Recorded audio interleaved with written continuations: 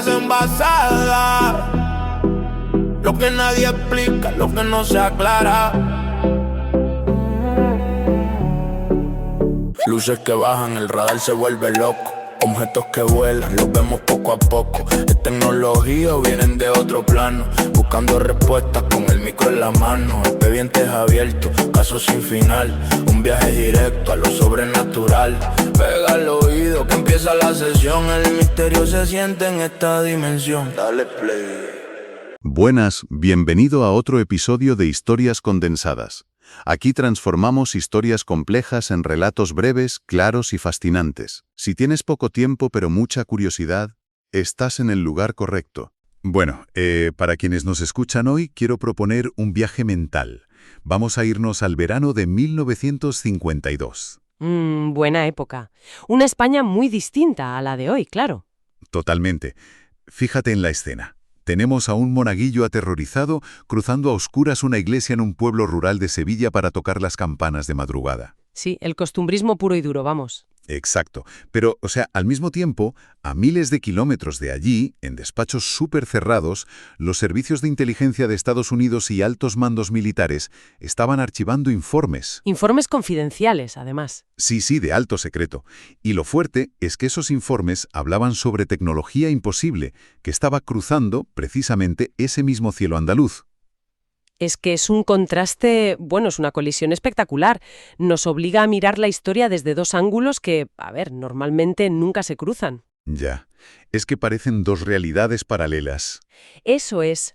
Por un lado tienes la vida cotidiana más humilde, la de supervivencia, y por otro, la paranoia tecnológica y el espionaje de altísimo nivel. Y ese es justo el núcleo de nuestro análisis a fondo de hoy, porque tenemos sobre la mesa una pila de documentos que, madre mía, si los miras por separado no tienen nada que ver.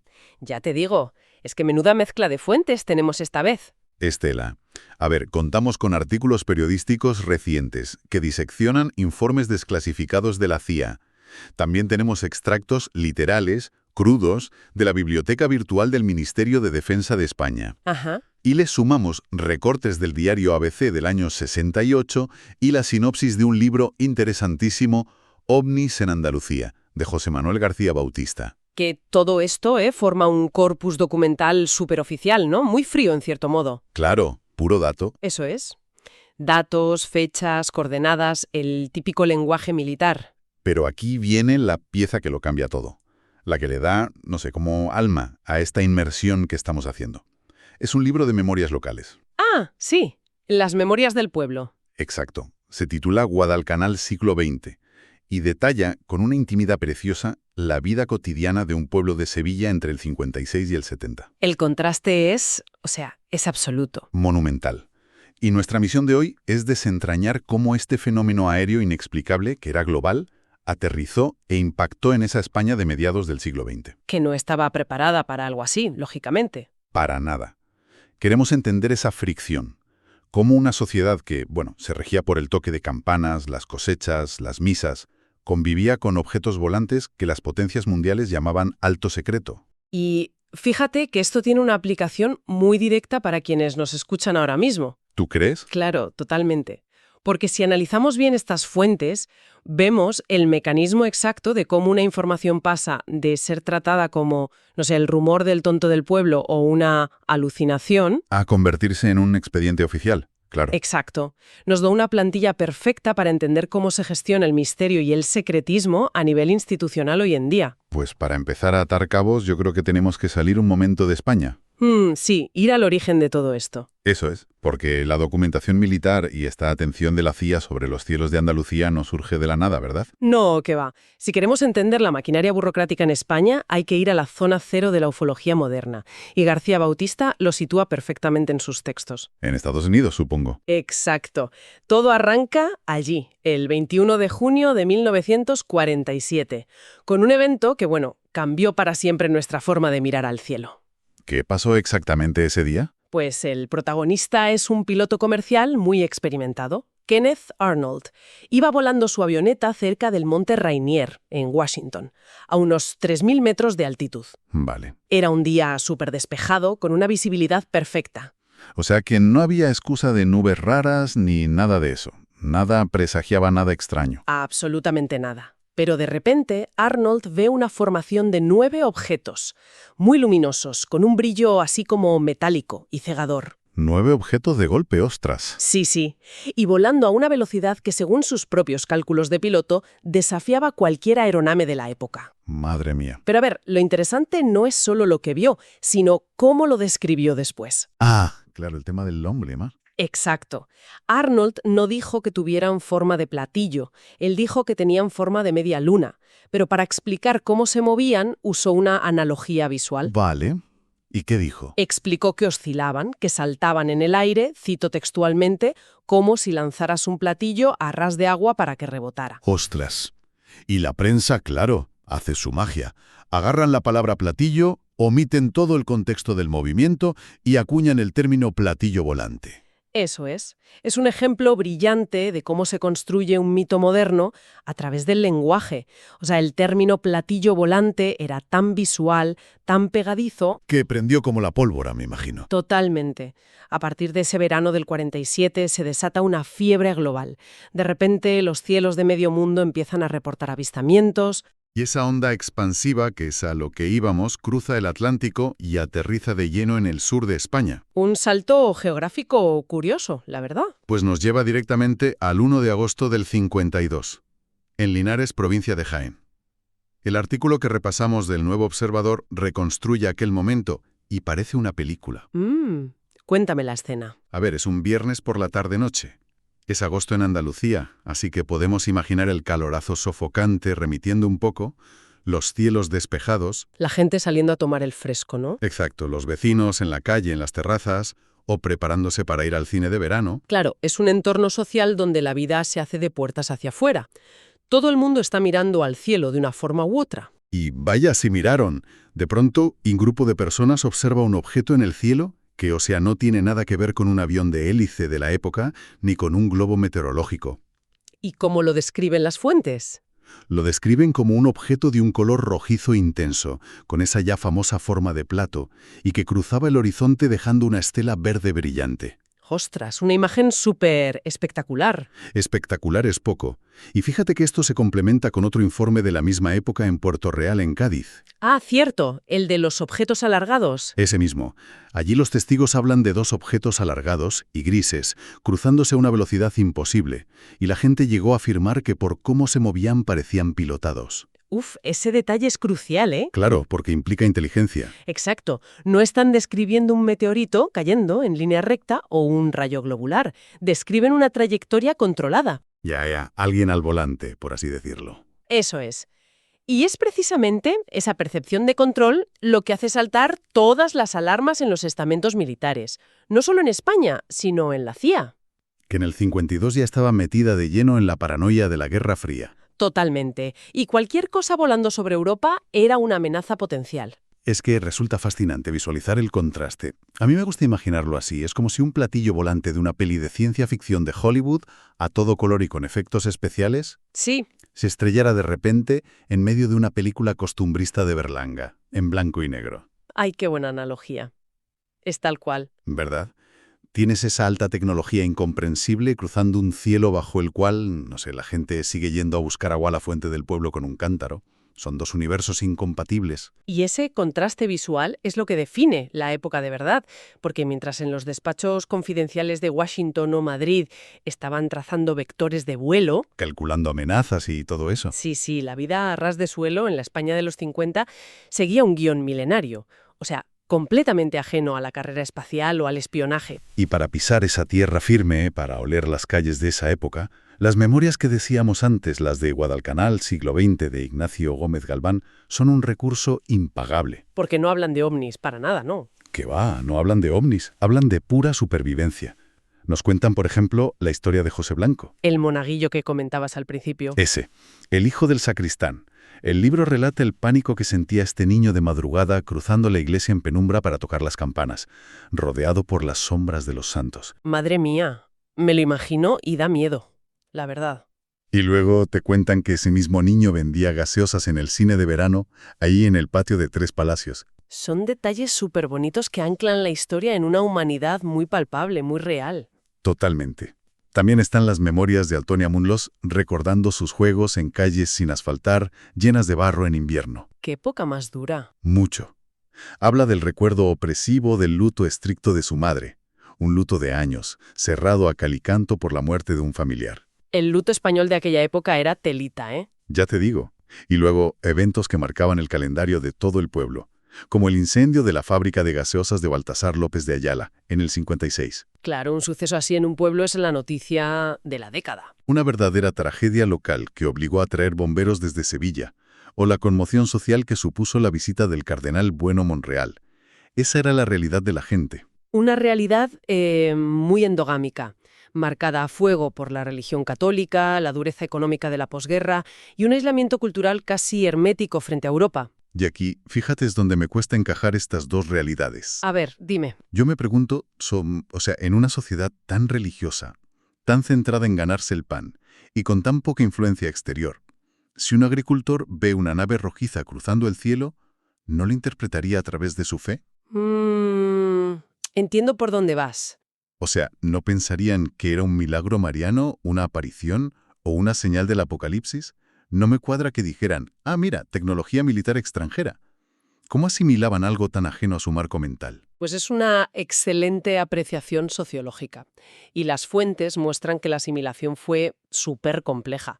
Tienes toda la razón en que el filtro religioso era el predominante al principio. Es que lo lógico. Claro, muchas apariciones raras en el cielo en esos años, sobre todo en zonas rurales, eran catalogadas rápido por la población y por la propia Iglesia como fenómenos celestiales o milagros. Ajá, lo típico. Pero lo que ocurre con el fenómeno ovni es que su apariencia, ese aspecto metálico, las luces de colores, el ruido a veces mecánico, eso rompía el molde de lo espiritual. Claro, o sea, no encajaba con la típica iconografía de una virgen o un ángel. Exacto. No tenía alas ni un halo dorado. Por tanto, el mecanismo de adaptación psicológica se dividió. ¿En qué sentido? Pues a ver, para las autoridades militares y el régimen de la dictadura, que estaban en plena desconfianza internacional, cualquier artefacto era visto bajo la óptica de la Guerra Fría. Claro, espías, satélites, los soviéticos. Eso es, una posible amenaza tecnológica o tecnología experimental de los americanos que no les habían avisado.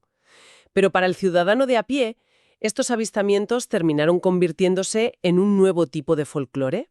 ¡Qué curioso! Se adaptó como un mito moderno. Sí, se mezcló el terror a lo desconocido con el puro entretenimiento. La fiebre de los platillos volantes se democratizó muchísimo en España. Ya veo.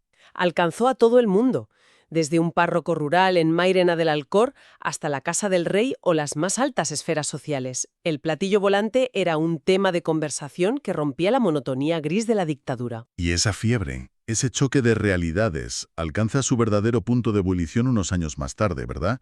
En el 68. 1968. Ese es el año en que el fenómeno se desborda completamente. La gran oleada. Exacto. Y la maquinaria burocrática del Estado español se ve obligada a trabajar a destajo. Es que las fuentes recogen casos que quitan el hipo, de verdad, sobre todo por la cantidad de testigos. Ya no hablamos de 2 personas asustadas en un camino de tierra. No, hablamos de multitudes. Mira, el 6 de septiembre del 68, en pleno centro de Madrid, miles de personas se paran en las calles a observar un objeto con forma de campana en el cielo. Miles de personas, se dice pronto. Y permanece estático, sin moverse, durante 2 horas a la vista de toda la capital. El impacto es tan masivo que el diario ABC no tiene más remedio que publicarlo a gran titular. Y el ABC, que sabemos que operaba bajo un control editorial estricto en esa época, no publicaba estas cosas a la ligera. Para nada. Y luego, unas semanas después, el 9 de octubre, en Linares de nuevo, una mujer que paseaba con 2 niños entra en pánico al ver un triángulo con 3 luces intermitentes y sale huyendo. ¡Qué angustia para esa familia, claro! Y el 13 de octubre, otro incidente enorme en la línea de la Concepción. Claro, la magnitud de los testimonios de ese año es vital para entender cómo actuaba el poder institucional. Porque, a ver, cuando hay miles de testigos en el centro de Madrid, no puedes simplemente ignorarlo. O decir que era el planeta Venus, ¿no? Exacto, ya no cuela. Y es aquí donde la biblioteca virtual del Ministerio de Defensa nos da el material más jugoso de todos. Los famosos expedientes OVNI. Esos son 80 expedientes desclasificados que detallan paso a paso cómo el ejército español respondía a esta crisis. Y hay un documento en particular entre esos 80 que resume la maquinaria de forma brillante. Nos trasladamos al 9 de diciembre del 68, en Almería. El caso del radar. Sí, a plena luz del día, entre las 4:20 y las 4:25 de la tarde, un vecino avista un objeto oscilante al este-suroeste de la ciudad. Y en este punto, el mando aéreo entra en acción, ¿verdad? Inician su protocolo. Eso es. Comprueban las trazas de radar, revisan los planes de vuelo de la torre de control del aeropuerto de Almería y confirman por escrito que en ese cuadrante, en ese momento exacto, no existía tráfico aéreo controlado. Ninguno. Descartan aviones comerciales, maniobras militares conocidas, globos sonda, todo. Y aquí es donde la cosa se pone súper interesante a nivel burocrático. Y tanto que me detengo aquí, porque al leer ese expediente desclasificado hay una línea, o sea, un detalle minúsculo, que me parece demoledor. A ver, ilumínanos. El informe incluye la carta oficial que el comandante aéreo de Almería le envía al teniente general jefe del Ministerio del Aire. Vale. Y el comandante redacta textualmente, y cito, que transmite esta información, cito, con las mismas reservas con que se te transmitió otras informaciones parecidas de OVNI y con el fin de que tengas conocimiento y surta efecto donde proceda. Es que es un fragmento de texto fascinante desde el punto de vista de inteligencia. Es que lo dice todo. O sea, esa frase, con las mismas reservas, no es solo pura cortesía militar. No, que va. A mí me sugiere que existía un código interno, una rutina ya muy engrasada entre los altos mandos. Me demuestra que el ejército no estaba reaccionando con sorpresa. Claro. No era la primera vez ni la segunda. Exacto. Estaban investigando esto de manera continua, secreta y paralela, porque de cara al público la postura era silencio total o, bueno, desacreditar a los testigos. Hacerles quedar por locos, básicamente. Sí. Pero a nivel interno tenían canales muy específicos para reportar estas anomalías que sabían que eran reales y que encima no podían interceptar. O sea, el secretismo aquí no es caos, es un muro construido a propósito. Y ese es justo el meollo de la cuestión administrativa. En una estructura jerárquica y tan férrea como la del régimen franquista, reconocer oficialmente que naves de origen desconocido violaban tu espacio aéreo. Buf, es admitir debilidad, claro. Totalmente. Suponía admitir una vulnerabilidad enorme en la defensa nacional. No podían interceptarlos y, lo peor de todo, no sabían qué narices eran. Claro. Y por eso el lenguaje burocrático. Eso es. El uso de la expresión «con las mismas reservas» es una forma de blindaje profesional. Le permite al comandante reportar una anomalía crítica sin pillarse los dedos. Sin decir directamente, oye, que nos invaden los marcianos. Exactamente. Deja constancia oficial de que el fenómeno se repite sin mojarse de más. Y como indican los archivos, este patrón de ocultamiento no fue algo exclusivo de los años 60. ¿Qué va? Fue una política sostenida durante décadas. Así es. Los expedientes desclasificados de defensa muestran una continuidad innegable. Si damos un salto en el tiempo, por ejemplo, hasta 1995... El caso de Morón. Espectacular. Espectacular. En la base de Morón de la Frontera, en Sevilla, un piloto militar del Escuadrón 211 vuelve de una misión de vuelo a los mandos de un avión de combate. Un piloto de combate. Poca broma. En pleno aire. Se cruza visualmente con un objeto de forma ovalada de color gris claro.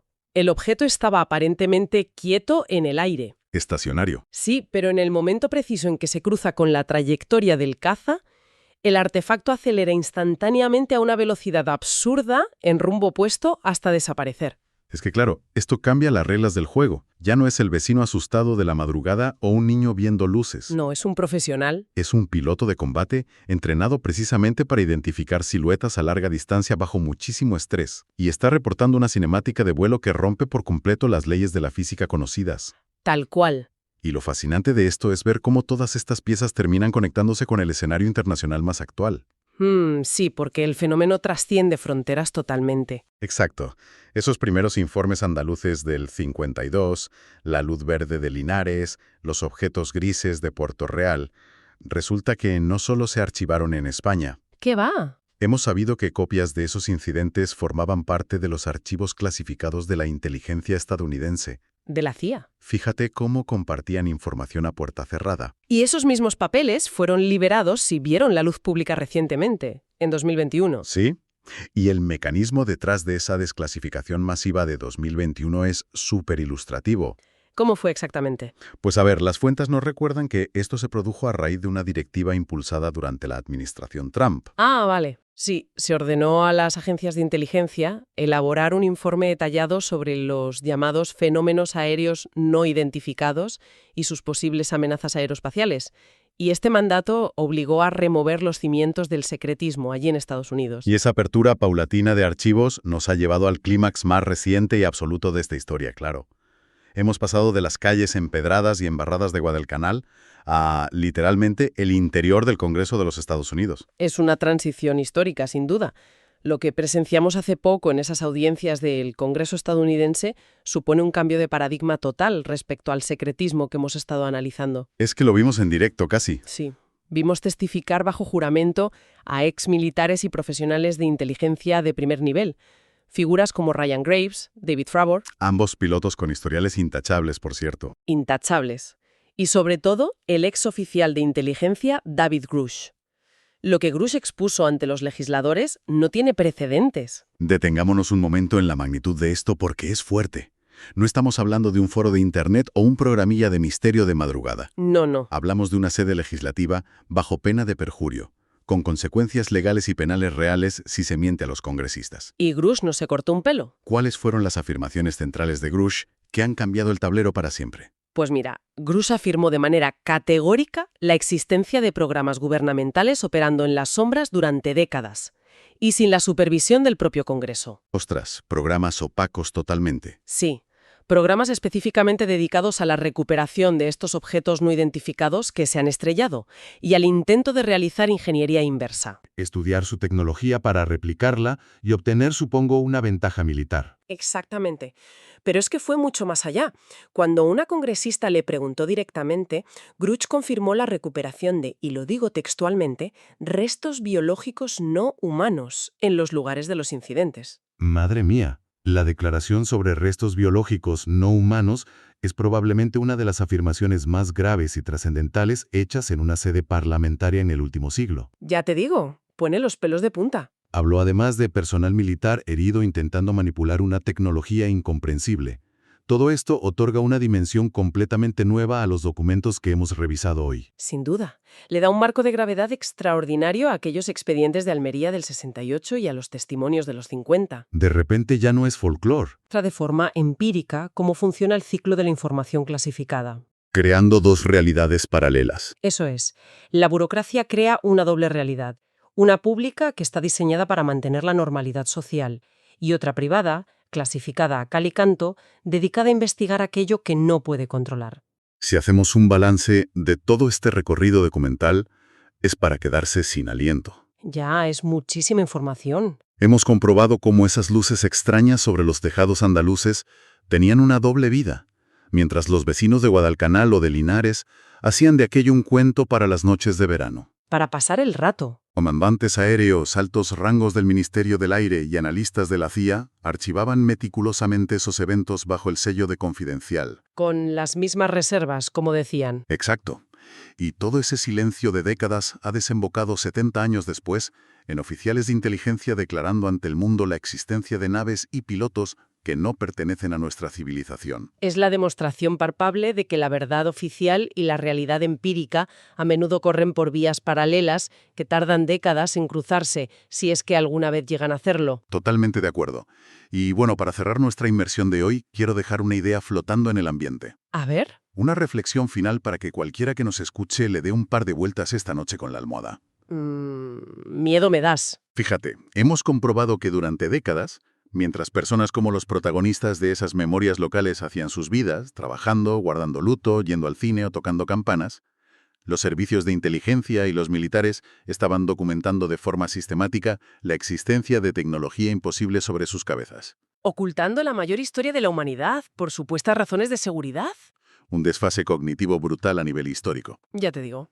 Entonces, la gran pregunta es, si eso pasaba en los 50 y 60 con total impunidad, ¿qué fenómenos de nuestro presente, qué historias concretas que hoy consideramos simples rumores delirantes de Internet, leyendas urbanas o teorías absurdas en redes sociales, están siendo archivadas meticulosamente en este mismo instante en algún expediente súper secreto? Ostras, Qué buena pregunta. ¿Qué verdades cotidianas de hoy esperan pacientemente en un sótano burocrático para ser desclasificadas dentro de 50 años y dejar al mundo paralizado? Pues es una perspectiva absolutamente necesaria, para no dar nunca por sentada la información que recibimos y, sobre todo, mantener activo el pensamiento crítico. Parece que la realidad oficial, esa en la que basamos nuestra tranquilidad de cada día, tiene por costumbre ir unos cuantos pasos por detrás del verdadero misterio. Totalmente. Y con esa incógnita abierta, cerramos los expedientes por hoy. Dejemos que la historia siga su curso y que las campanas sigan sonando. Nos escuchamos en el próximo análisis. Y hasta aquí el episodio de hoy. Nos escuchamos pronto. Gracias por estar al otro lado. Nos vemos en el siguiente episodio de Historias Condensadas. ¿Viste eso en el cielo? No estamos solos. Bienvenidos al archivo. Son historias envasadas, donde la verdad se queda guardada. Luces en el cielo, una huella en la nada. Misterios que te dejan la mente volada. Historias envasadas, lo que nadie explica, lo que no se aclara. Luces que bajan, el radar se vuelve loco. Objetos que vuelan, los vemos poco a poco. Es tecnología o viene de otro plano. Buscando respuestas con el micro en la mano. Expedientes abiertos, casos sin final. Un viaje directo a lo sobrenatural. Pega el oído que empieza la sesión. El misterio se siente en esta dimensión. Dale play. Esto es Historias Envasadas. Conéctate. Historias envasadas. El beat del misterio. Abre la tapa. Libera el misterio. Abre la tapa. Libera el misterio. No necesitas horas para conocer la verdad. Bienvenidos a Historias Envasadas. Caminando por la ciudad o mirando al cielo, buscando respuestas que nos quiten el velo. Casos reales, archivos de lo extraño, lo que la ciencia ignora hace muchos años. No te hablo de cuentos, te hablo de datos. OVNI en el radar, encuentros de altos estratos. No hace falta dar vueltas ni perder el control. Aquí el misterio se sirve bajo el sol. Resumido y directo para que lo entiendas bien. La dosis perfecta que te vuela a la 100. Buen tempo, historias envasadas. La verdad del cosmos, aquí está guardada. Misterio compacto, potente y real. Un viaje directo a lo sobrenatural. Buen tempo, no pierdas el hilo. Suscríbete ahora y escucha con sigilo. Buen tempo, que el caso no muera. La próxima historia ya está en la espera. Fue un rayo de luz, un visitante estelar. Un caso sin firma, difícil de explicar. Te lo cuento sencillo, te lo explico con flow. Porque lo bueno en frasco, pequeño da el show. Cada episodio es un nuevo expediente. Para mentes curiosas, para gente valiente. No te quedes afuera, dale click al botón. Que la comunidad cree que en esta dimensión. Si quieres más OVNI, si quieres más dudas, la suscripción es la llave que te ayuda. Suscríbete, no te lo pierdas. Buen tempo, historias envasadas. La verdad del cosmos, aquí está guardada. Misterio compacto, potente y real. Un viaje directo a lo sobrenatural. Buen tempo, buen tempo. Suscríbete al canal. Es el momento. Historias cortas, misterios gigantes. Nos vemos en el próximo envase. Efecto de interferencia desapareciendo. Historias envasadas.